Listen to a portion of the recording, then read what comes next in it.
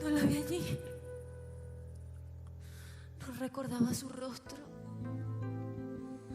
Tantos años sin verla, pero le vi la cara y sus ojos eran como los míos. Pajarote, yo vengo de ese vientre, ese monstruo es mi madre. Se me está cayendo el mundo. No sé qué hacer, es que siento que me ahogo. Me dan ganas de morir. Estoy perdida, soy la hija del demonio. Ayúdame, pajarote. No quiero vivir así. Me consume la impotencia, me estoy llenando de odio. Ninguna esperanza tengo.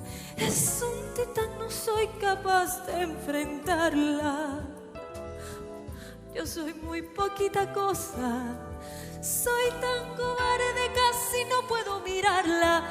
A veces siento un murmullo, una voz en mi interior que trato de definir, pero no logro escucharla.